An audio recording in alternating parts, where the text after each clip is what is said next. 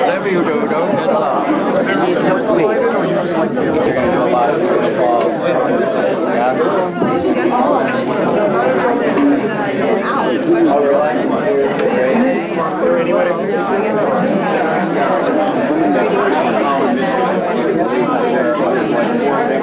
was going to say.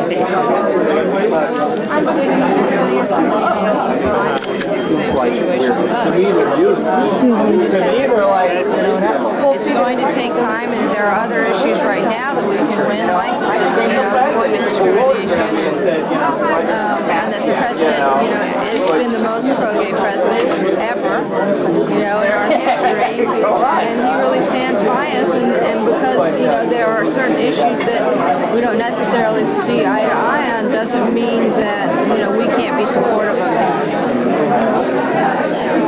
How did you get involved in this?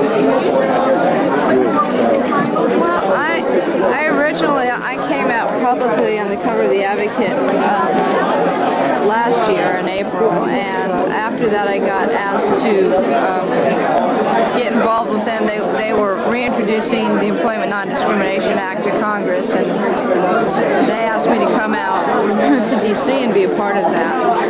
And I think,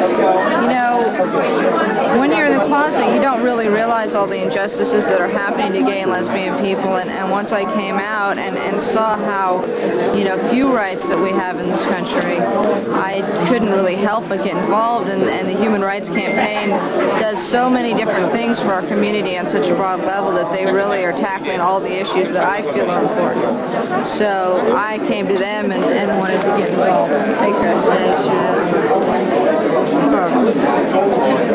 Can I ask you about your father's career in Congress, since he's a Republican, and how do you talk to him about his politics, and are the discussions, do you think you've changed his mind on any issues? I don't think, I thought I had originally, I'm a writer for the magazine The Advocate, which is the largest gay and lesbian news magazine in the country, and I had interviewed him for that last year, the end of the year, and he had said at that point that he would be for same-sex marriage.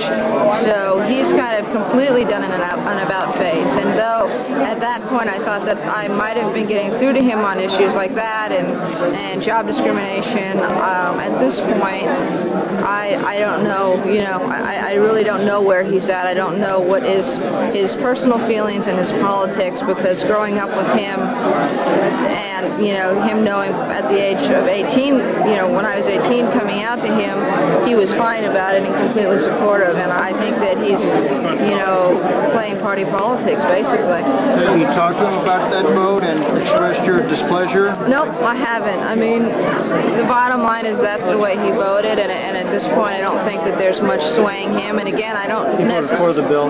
Yeah, he co-sponsored it, and I don't think that there's much to discuss, because I don't necessarily agree that that's how he feels personally. I really think that's a political, move for him. I heard after he did the Advocate interview that he got a lot of flack from the religious right. So I think that he's kind of moving more in that direction to appease them and the rest of the party, who's so unbelievably anti-gay. With all due respect, are you disappointed that he didn't show more courage on that vote? Yeah, I am. Do you discuss this with your mother much? I do discuss it a lot with her. What is her... She's totally supportive, and she's great. So... Since you have come out publicly, has your father in any way discouraged you from coming into his district, especially in an election year like this year? Is he concerned that since he is a Republican and needs to support the conservative vote, that you can hurt him politically? You mean like going to visit him in Palm Springs or something? That sort of thing. No, I've never heard that. I mean, to be honest, I don't talk to him often, but I don't think that's something that he's necessarily concerned with. If it is, it's something he's ever expressed to me. How often do you talk to him?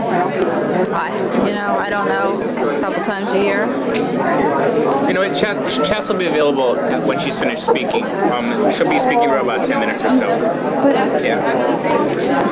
So thanks. Thank you. Thanks, Jesse.